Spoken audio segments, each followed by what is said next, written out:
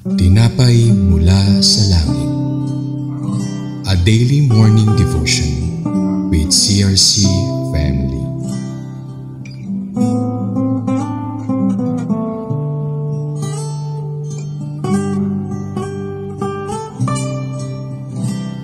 Isang pagpalang umaga po mga kapatid. Ako po si Sister Liza Gayares from CRC Antipolo at samahan niyo po ako sa ating programang Tinapay Mula sa Langit. Atin pong pagninilay-nilayin sa umagang ito ang salita po ng Diyos na makikita sa libro po ng Joshua chapter 19 verse 4 to 6. Ngunit bago po tayo magsimula, tayo po muna ay manalangin. Ama namin na dakila sa lahat, higit po kami nagpapasalamat sa buhay na siyang pinagkaloob niyo po sa bawat isa sa amin. Kami po ay lumalapit, nagpapakumbaba at humihingi ng kapatawaran sa aming pong mga kasalanan sa isip, sa salita at sa gawa. Dalangin po namin sa magang ito ang patuloy niyo pong pagkilos sa amin. Pakabusugin niyo po kami ng inyong salita at samahan niyo po kami sa pagtatapos ng aming pong mensahe ng may mapulot po kaming aral na siyang nais niyo pong ituro po sa bawat isa sa amin. We declare the victory sa umagang ito hanggang sa susunod pa pong mga araw sa patuloy po naming pagnanilay-nilay ng inyong salita. Ito po aming panalangin in Jesus' name. Amen. Tayo na po'y dumako sa mensahe ng Panginoon. Ito pong mensahe ng Lord. Mapapansin po natin na binabanggit sa Joshua 19:4-6 na sinasabi, El Tolad, Bethul, at Horma, Ziklag, Beth Markabot, at Hazar Susa, Beth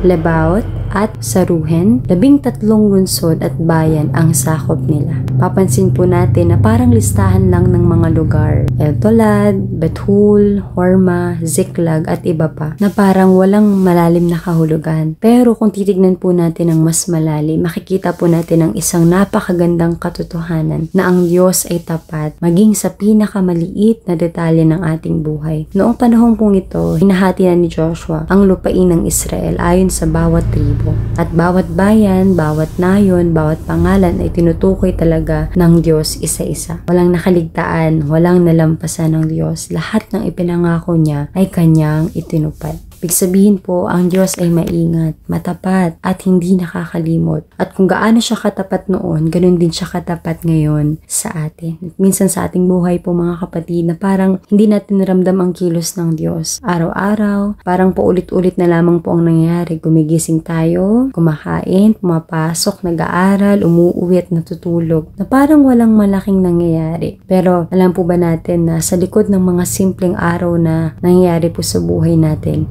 may ginagawa ang Diyos. He is working behind the scene. Baka akala natin maliit lang ang mga bagay na to, pero sa mata ng Diyos, ito po ay mahalaga. Yung simpleng lakas na binigay niya sa atin ngayong umaga, yung pagprotekta niya sa pamilya natin, yung mga sagot sa panalangin kahit tahimik lang, lahat ng yan ay patunay po na hindi niya tayo nakakalimutan. Sabi nga po sa salita ng Diyos in Luke chapter 12 verse 7, even the very hairs of your head are all numbered. Ibig sabihin po, lahat ng detalye ng buhay natin ay alam ng Diyos. At kung ganun siya kaingat sa atin, dapat mas lalo tayong magtiwala kahit minsan hindi natin nakikita ang buong plano ng Diyos para po sa ating buhay. Gaya ng mga tribo ng Israel, minsan kailangan lang natin maghintay. Baka ngayon nasa Joshua 19 moment na tayo, parang listahan lang, parang ordinaryo. Pero darating ang araw na makikita natin kung paano lahat ng detalye ay ginagamit ng Diyos para sa kanyang magandang layunin sa buhay po natin. Ngayong umaga po, tanong po natin sa ating sarili, Lord, alin po sa mga detalye ng buhay ko ang gusto ninyong hawakan ninyo? Yung plano ko ba? Yung kinabukasan ko ba? Yung mga bagay na hindi ko naunawaan ngayon? Mga kapatid, isuko po natin sa Kanya lahat. Dahil kapag siya ang may hawak, walang nasasayang at walang nakakalimutan. Purihin po ang pagkakabasa ng salita ng Diyos at purihin po ang Diyos sa mensahe niya po ngayong umagang ito. Tayo po'y manalangin, namin na dakila sa lahat. Muli, papasalamat po kami na pinaalalahanan niyo po kami na ikaw ang Diyos na nakakabatid lahat ng detalye sa amin. Hindi mo po kami nakakalimutan, hindi mo po kami nalalampasan at ang bawat pangako mo po ay tapat at totoo. Panginoon, minsan po pakiramdam namin ordinaryo lang ang mga araw, pero salamat dahil kahit sa mga simpleng bagay nandyan ka, kumikilos at nagmamahal at nag-aalaga po sa amin. Turuan niyo po kami magtiwala sa inyo kahit hindi namin nakikita ang buong plano. Tulungan niyo po kami maghintay ng may pananampalataya dahil alam namin sa tamang panahon, papakita niyo po kung gaano kakabuti sa amin. Sa iyo po namin tinataas ang lahat ng ito ng may papurit na salamat. In Jesus' name, Amen at Amen.